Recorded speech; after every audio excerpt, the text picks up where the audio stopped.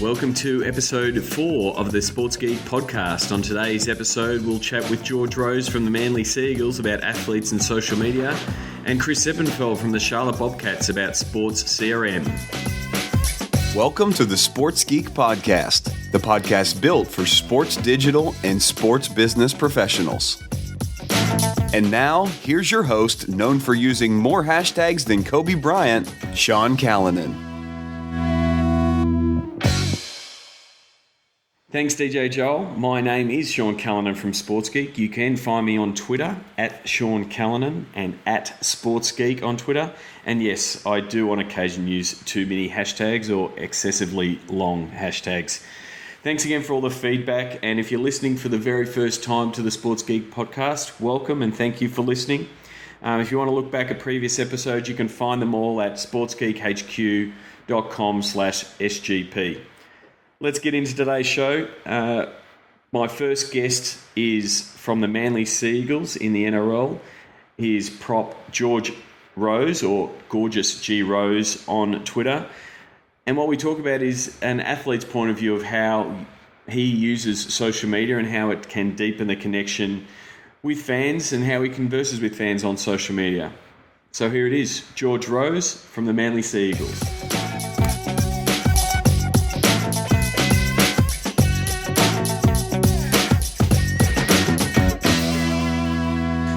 First of all, welcome to George Rose, or as everyone would know him on Twitter, Gorgeous G Rose. How you doing, George? I'm good. It's one of my first ever Skype interviews, so I'm liking this. It's pretty cool. Yes, so this will be you're talking to people through their iPods right now, so we're messing with technology. So first of all, for the people who don't know, we've got some listeners over in the States and the UK and around Australia. George plays for the Manly Sea Eagles in the NRL. And was, for mine, one of the first athletes that I started working with at Sports Geek when we were doing some work with the Manly Sea Eagles. So, George, first of all, tell us where you are on all these platforms. So you're on Facebook and Twitter and Instagram. Have I covered them all? Well, they're the main ones that I use at the moment. I have signed up to a few other things, but I generally use Facebook, Twitter, and Instagram, on a daily basis. And so, how is you've now you would say you're a veteran at that. You've been on it for a couple of years now, and you use it on a daily basis. How do you use it? What's your main goal when you're getting on social? What's your main goal of why do you tweet? Why do you Facebook? Sometimes it's just to I guess a little bit of shameless self-promotion. Yep. To let people know what I'm doing, or if I'm doing something good, or something in the media or anything like that, just to let people know what I'm doing. Also, just general chit chat. I've found that the more I got involved, the more I enjoyed a little bit of chit chat. I met a few people on there. Manly fans, rugby league fans, and people with interesting things to say. So it's it sort of surprised me. You sort of learn a little bit about the Manly supporters and just general supporters, as well as they get to learn about myself. So I enjoy it. So, I remember when we first met and we did our first sort of session on all things social. Initially, you were engaged with fans on Facebook, but you migrated to a fan page. That was a bit of a laborious process of unfriending people you didn't know, which is great because now you can have that interaction without, the main issue is the security of your friends and family and fellow teammates. Now that you're using the fan page, and I see you sharing your Instagram pics and talking to people after the game, what do you think? What are the differences between from using Twitter and then using Facebook, for instance? What's a kind of different interaction you get as an athlete? Well, the big move on Facebook was very handy, because a lot of my personal life was, mixing with my professional life. So, it was good to get that separated. But on Facebook, I generally like to. It's sort of more of a long-winded status, I guess, that I use on there. I'll use that to be able to a post game little post mortem after the games, and and to give everyone a chance to sort of comment on our game and how we went. Whereas I think Twitter I use as more of a general interaction sort of social media. I reply to a lot more people on Twitter. Yeah, I think on Facebook, since they've brought the inbox on the fan pages, I've been involved with that too. It sort of gives a place for people to make requests to me as well. People are often looking for community visits and help with charity situations, with raffles or benefit nights and things like that. And it gives people access to that to be able to ask them questions because not everybody uses Twitter, not everybody uses Facebook. So on both different things, I have different interactions, and it's good to be able to get access to so many people. So we always keep hearing in the media, especially some of the bad stories of social media and athletes mucking up or making the wrong thing or tweeting the wrong thing. I've actually been using one of the lessons you gave me at the first time we met of your rule of not tweeting, and I'm not tweeting after 10 p.m. Which I think is a great rule. I'm assuming you're still having that self-discipline to not do that. What other tips can you give? Do you give athletes, or do you give your mates to say, well, if you're going to go on social, here's some of the things that have worked for me. Is it the 10 p.m. rule? Is there other things that you do as well? Yeah, generally that is one of my best rules is doing that. It is hard to do sometimes, especially when you're not thinking straight. So the more you can stay off it after that hour is the best. But whenever some of the boys are looking at getting on Twitter and Instagram and things like that, I just tip them off that you are going to cop a little bit of flack. Yep. It's probably 2 out of every 100 people are going to say something negative to you, but there's 98 people saying something positive. So the best thing that you can do is just block and ignore, because you really are. You're going to cop it. There's people out there that are going to say things that they're just looking for a reaction from you. They might not mean it. They just want a reaction from you, and they're going to say it. So just ignore it. Prepare yourself for the negative stuff, but embrace all of the positive stuff too, because there is a lot of really positive supporters out there, and it's great to get to hear from them, and it really does boost the ego a little bit. It keeps you motivated. Oh, exactly. You get a little bit of a head wobble after a good game, and there's a bit, you're trending. You were trending worldwide when Manly won the premiership after a few incidents. So that's it's always good to say you've been trending worldwide, and that is great advice from a troll's point of view. They are just doing it to get a rise out of you. I mean, there are different people that have different strategies. I don't know if you follow Ricky Gervais. He constantly is retweeting and replying and sort of taking the mickey out of a lot of the fans or a lot of the trolls that are trying to get to him. That is a tactic you can take, but not all of us have the quick wit and the sharp tongue that Ricky Gervais has. Yeah, well, I do agree. I reckon that is a good way, because I do see a few people doing it, but then I also think, you're giving them a little bit of fame by doing it. Yep. They're getting out to Ricky's, millions of followers, whereas the people who are giving him a rap and saying the good things, they're not getting any love. So, I'd rather show love to the good guys. Yeah, and the other thing that you do see if you look at Ricky Gervais's stream is every now and again he has to say, "Please, guys, you don't have to attack the guys that I'm having a go at," and that's the other danger that I see for athletes. If you reply to some fan and call him a peanut, and you've got this legion of fans that are really positive for you, but you don't want to start inciting that crowd to attack this other person, because you don't know if that Twitter account is a 35-year-old man that's just got a lot of anger in him, or a 15-year-old kid that's very confused. So it's a very dangerous position for athletes to be in. If you're gonna out a hater, as we call them online. You've got to be very careful, because you don't know who that person is. Yeah, I agree 100%. Yeah, so I mean, one of the big stories in Australia at the moment is this whole racism debate, and unfortunately, it's reared its very ugly head again with the Adam Goodes incident and the unfortunate comments from Eddie Maguire again. And we saw Harry O'Brien and make quite a big statement using Twitter. And as well, Adam Goodes has been really amazing in using Twitter to get the message out. I mean, you're an Indigenous Australian, George. What's your take in seeing what's happening on Twitter? Because you can see so many people having their say. Do you have something to say on the whole topic and what you see as far as your interaction with your fans? Well, I thought initially, I thought what Adam Goodes did and said was outstanding. He kept it very positive.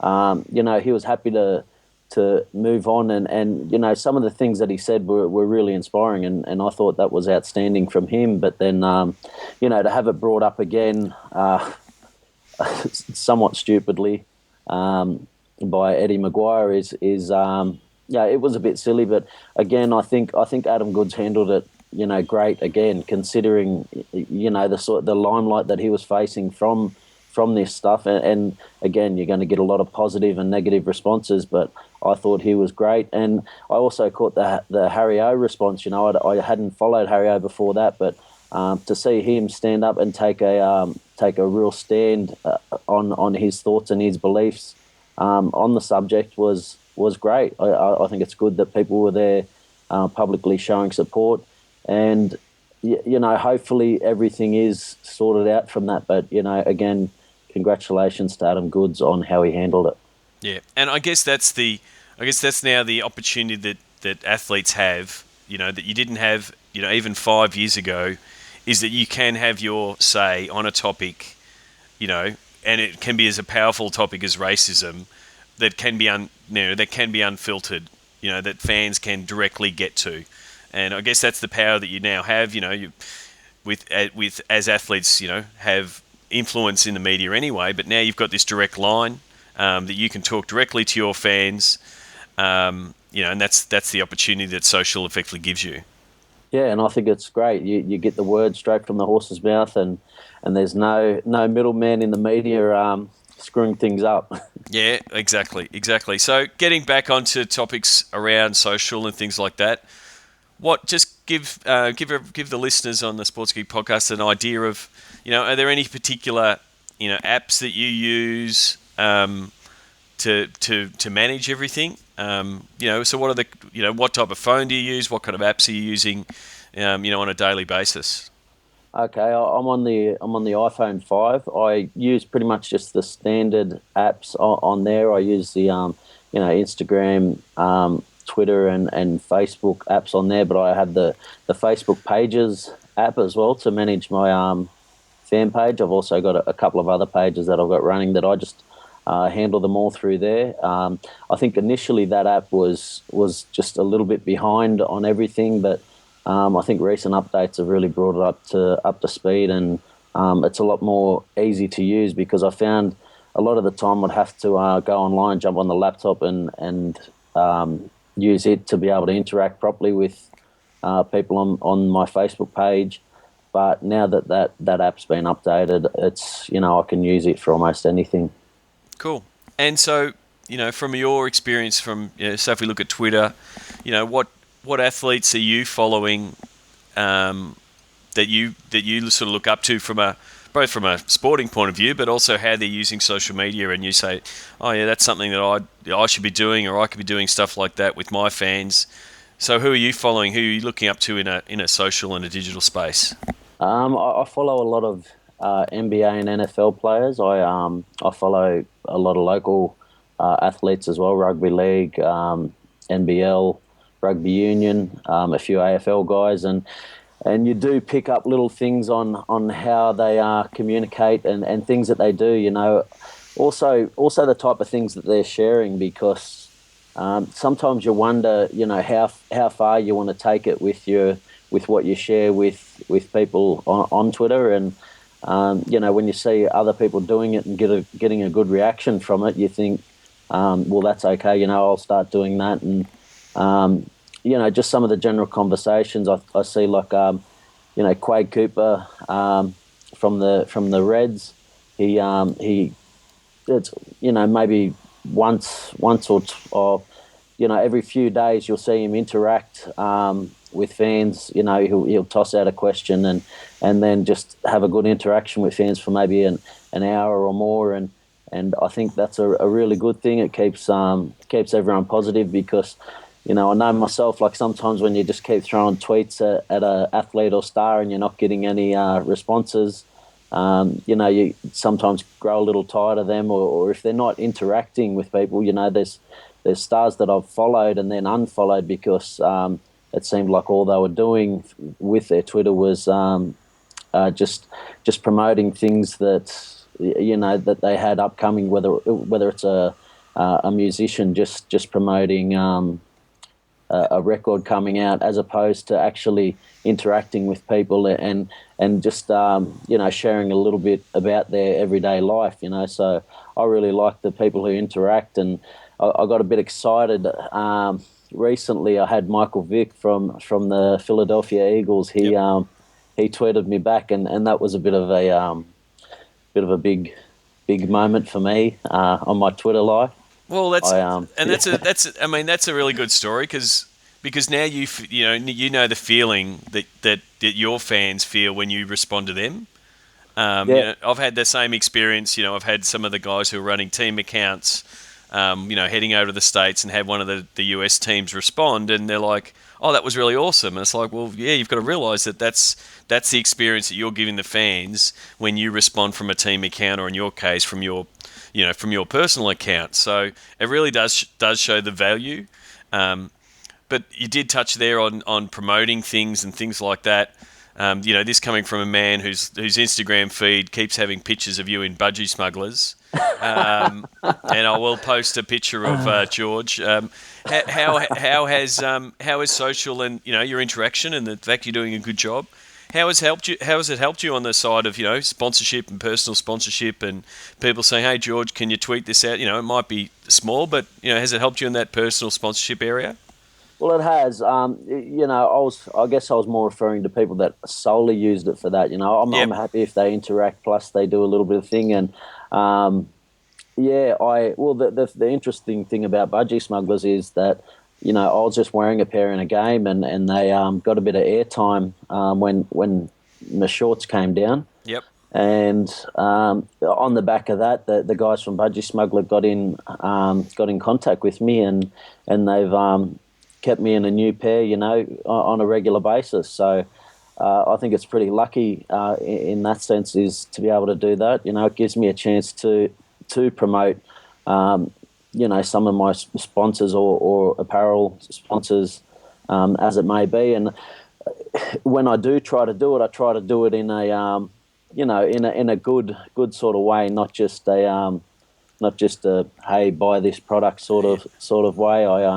I do try to mix it in there pretty well, but dare I say it in a cheeky way, George? Yes, yeah. Oh, very good. Well, we look forward to you.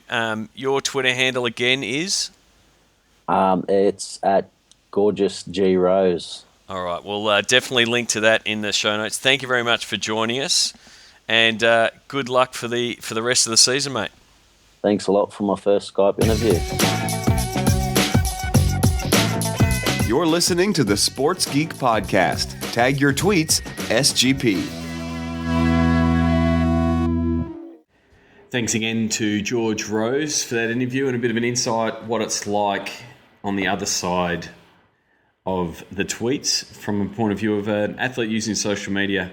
And for the listeners who aren't in Australia and haven't heard about the Adam Goodes racism story that has pretty much dominated the headlines over here in Australia, I will put some links into the show notes. Adam made a really strong response both via Twitter and then via his interview post the incident on Friday night.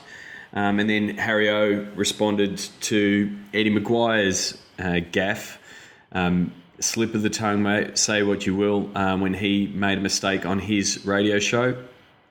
Responding to a club president via Twitter, which is a strong stance. just again shows the opportunity that players and athletes have to educate, but also I've sort of seen some of the darker side in helping athletes in some of the responses they do get via social media.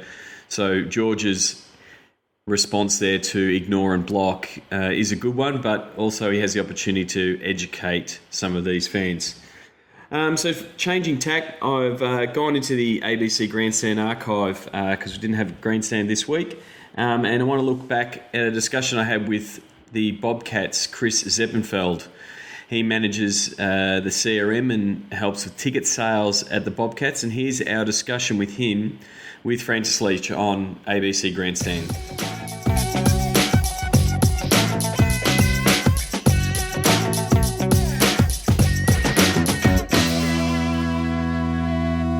Buying tickets to big events is not easy, and I reckon also for the increasing competition in the space for sports organisations to sell tickets is not easy either, because you've got to identify your target market and you've got to make it attractive to them because there's so many options now for sports fans. Definitely, and at Seat in Boston, they added a stream for CRM. For people who don't know CRM, it's Customer Relationship Management systems, and the way that sports teams over there are using them to better identify sales targets, both from a ticketing point of view for season tickets, but also from a sponsorship point of view. So some really sophisticated stuff happening there in being able to identify, look at a database, identify the fans, but then actually call them. So there's a real big emphasis on ticket sellers and ticket reps and effectively sales reps. So it's not telemarketing. It's about building that relationship, which we've talked about from a social media point of view, but having that personal touch of calling you up and asking what you're looking for, what you want in a season ticket, what are other amenities. It's fascinating because I was at home, it was my dad's 70th yesterday. Happy birthday, Dad. And my brothers and sisters all got together, and we're all footy fans, playing for different clubs. Part of my family's St Kilda, part of Essendon. So we're actually sitting there going, how much do you pay for your silver membership at the Essendon Football Club, and what do you get for it, and how much are we paying for ours? And someone over there was an AFL member, and they go, well, maybe that's a better option. So there were 3 or 4 different we were literally doing, it was like a little in-house survey group working out, I think I'm being ripped here. Yeah. So it was really interesting, the disparity there, but also the curiosity people had about what value they were getting for their spend, for their entertainment or sports experience. Well, that's the thing, and now that all the clubs are now looking forward to diversify their offerings. I think Collingwood were the first to start offering that 3-game membership. They looked at their database, and this is what CRM's all about. They looked at their database and they saw a need, and they saw that there were fans who wanted to come to the games but couldn't come to all the games, and so they defined a package, which now we know is a 3-game package, and that did help expand their membership. They're not all full season members, but it gets them in the database. It gets them as a paying customer, and you can start building a relationship with them. Start building a relationship with them, and a person who's a 3-game membership might become a full game. Might become an 11-gamer next year, and might become an 18-gamer, and those kind of things. So it's about upscaling that fan. Who was ahead of the curve in the States who you met there at the SEED conference who was doing this better than others? So one of the guys that I did meet was Chris Zeppenfeld from the Charlotte Bobcats. So the Charlotte Bobcats are in the NBA, and they're not doing the best on field, but from a sophistication of their sales team and using CRM, they're doing a really great job to sell out their stadium and sell a whole bunch of tickets. Well, he's with us this morning here on Grandstand Breakfast here in Australia. G'day, Chris. How are you? I'm doing well. How is everybody over there? Not too bad. We're a lot happy now that Leighton Hewitt's won his match there in New York, so that's put a smile on everyone's faces here in Australia this morning.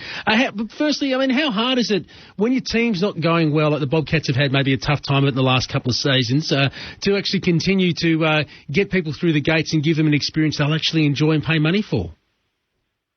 I think the biggest thing that we try to do, with our fans is kind of describe them as a little bit more than just kind of what's going on in the court. It's the experience of, taking out your son or your daughter to a game, taking out, your best business client or vendor or prospect and giving them the best experience that they can have for a night out. It's a little bit more than just what you see on the court.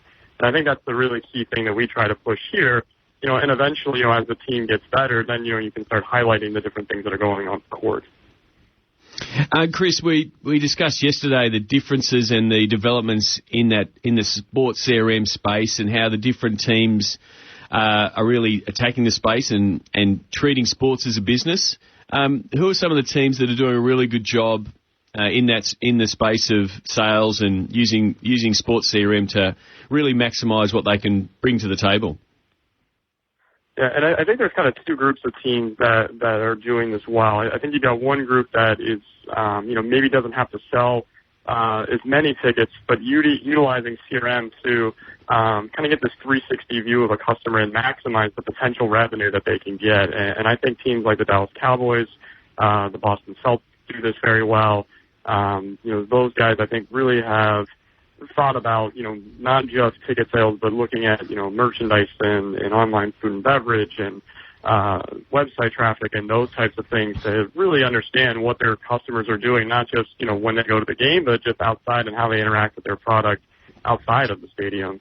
I think some of the teams that are a little bit more kind of ticket sales focused or sponsorship focused would be the Philadelphia 76ers. I think Mark DiMaruzio does a tremendous job down there. I was really impressed with some of the stuff that they're doing.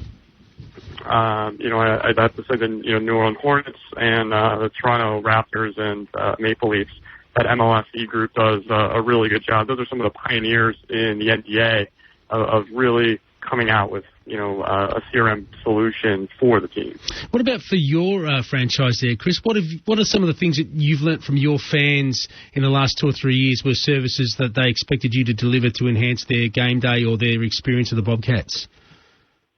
I think the biggest change that we had over the last 3 years is really understanding that, we have a sales staff of 40 people, who make, a number of outbound calls per day. As you can imagine at the Bobcats, we don't have a ton of people just ringing in on the phones to, clamoring for Bobcats tickets quite like other teams do. So we're very aggressive in going out to the public and having to make outbound sales. And I think the biggest thing we've done is really make sure that we are maximizing those reps' efforts.